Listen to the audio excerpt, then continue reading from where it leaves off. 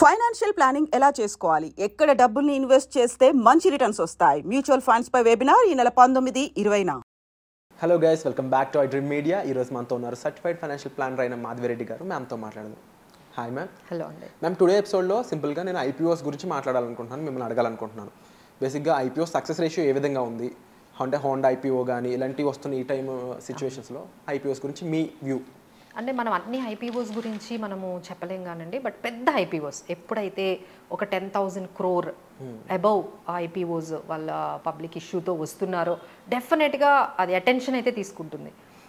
So ఇలాంటప్పుడు అయితే మనకి రీసెంట్గా అదే అప్కమింగ్ అయితే మనకి హుండాయ్ ఐపీఓ అయితే మనకి వస్తుంది 25,000 crores పబ్లిక్ ఇష్యూతో వస్తుంది. సో అందరూ కూడా చాలా ఇంట్రెస్టెడ్గా దాని మీద ఇంట్రెస్ట్గా ఇన్వెస్ట్ చేయాలి అని అనుకుంటున్నారు. సో ఫస్ట్ ఈ బ్యాక్గ్రౌండ్ ఒకసారి చెక్ చేద్దాం. అంటే ఇలాంటి పెద్ద ఐపీఓస్ ఎలాంటి రిజల్ట్స్ ఇచ్చాయి అనేది మనం తెలుసుకుందాం అండి. సో హిస్టారికల్ డేటా మనం తీసుకుంటే ఎల్ఐసి అందరికీ తెలుసు.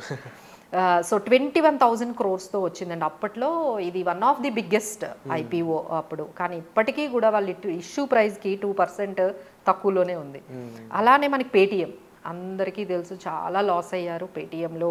అది కూడా బిగ్గెస్ట్ అండి, 18,000 crore ఆ ఐపీఓతో వచ్చారు. ఇప్పుడు అది 70% తక్కువలో ఉంది ఇష్యూ ప్రైస్ కన్నా. అలానే మనకి జిఐసి వచ్చింది, general insurance of corporation, 11,000 crores. అది కూడా ఇష్యూ ప్రైస్ కన్నా 14% తక్కువలో ఉంది. అలానే ఎస్బీఐ కార్డ్స్ కూడా వచ్చింది, అది 10,000 crores, అది 3% తక్కువలోనే ఉంది. రిలయన్స్ పవర్ అయితే అందరికీ తెలుసు, one of the biggest IPO అప్పట్లో, అది 10,000 crore తో వచ్చింది. అది ఇప్పటికీ 90% ఫాల్లో మనకి ఉంది. సో ఇవన్నీ కూడా మనకంటే పెద్ద ఐపీఓస్ ఏవైతే 10,000 crores 12,000 crores ఇవి ఉన్నాయి, వాటి గురించి మనం మాట్లాడాము. సో బట్ కొన్ని పాజిటివ్ కూడా వచ్చాయండి. జొమాటో 9,000 crores మనకి ఇష్యూ వచ్చింది. సో అది 250% ప్రాఫిట్స్తో వచ్చింది. అలానే కోల్ ఇండియా 15,000 crore ఐపీఓతో వస్తే అది 96% 100% ప్రాఫిట్స్ వచ్చింది. సో ఇది ఎట్లా ఉంటుందంటే వీ నీడ్ టు మెయింటైన్ అండి. అంటే ఒకసారి ఐపీఓలోకి ఎంటర్ అయిన తర్వాత ఒకసారి మనం ఫండమెంటల్స్ చూసుకుంటాము. టైం ఫ్రేమ్ అంటే కొంతమంది ఓన్లీ లిస్టెడ్ గెయిన్స్ కోసమే వస్తారు. లిస్టెడ్ గెయిన్స్ అంటే అది ఇష్యూ ప్రైస్ ఒక 2,000 ఉందనుకోండి, అది 2,200కి లేకపోతే 3,000కి లిస్ట్ అవ్వగానే ఇమీడియట్గా అదే రోజు వాళ్ళు ప్రాఫిట్ బుక్ చేసేసుకొని వెళ్ళిపోతారు. అంటే వాళ్ళ stay only short term gains, listed gains కోసమే ఐపీఓస్లో పెట్టేవాళ్ళు ఇప్పుడు చాలా ఎక్కువ అయ్యారండి.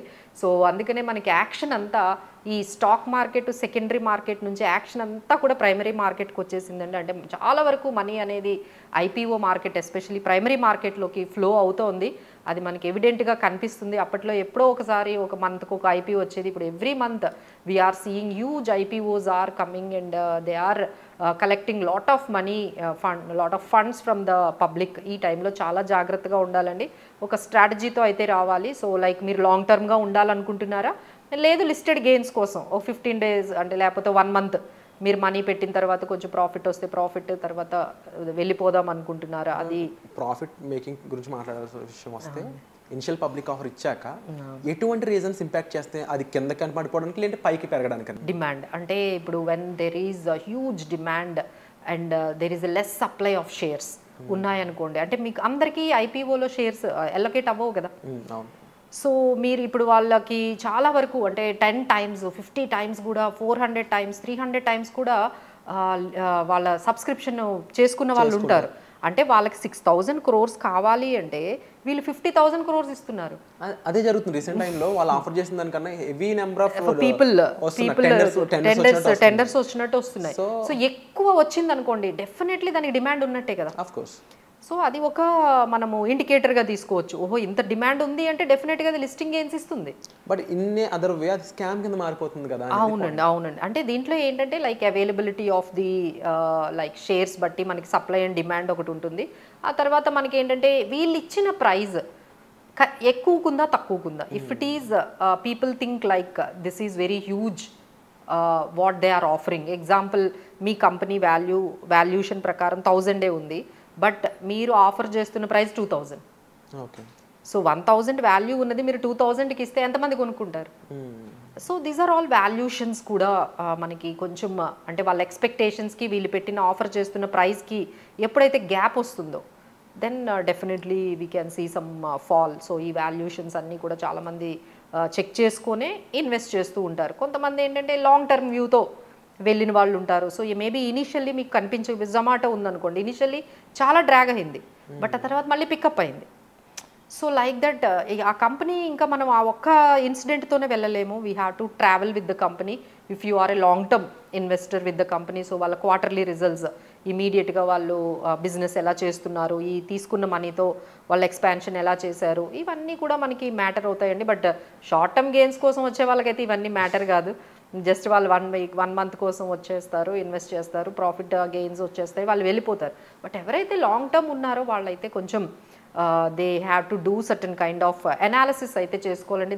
అగైన్ ఐపీఓలో ఇన్వెస్ట్ చేయాలి అన్నా కూడా ఫండమెంటల్ అనాలిసిస్ అనేది చేసుకోవాలి. కంపెనీ వాల్యూషన్స్ అనేవి చెక్ చేసుకోవాలి. వాళ్ళు ఏ ప్రైస్లో ఉన్నారు, వాళ్ళ అసెట్స్ ఏంటి, లైబిలిటీస్ ఏంటి, వాళ్ళ నెక్స్ట్ ఫ్యూచర్ ప్రాజెక్ట్స్ ఏంటి, ఇవన్నీ కూడా చెక్ చేసుకొని వెళ్తేనే మనకు కొంచెం ఆ పర్టికులర్ ఇన్వెస్ట్మెంట్ ఏదైతే ఉంటుందో అది మీకు ఒక 3 years కానీ 4 years తర్వాత you can create certain wealth అండి. సో ఇవే ఐపీఓస్ కాకుండా చాలా మందికి తెలియదంటే ఎన్ఎఫ్ఓస్ కూడా ఉన్నాయి.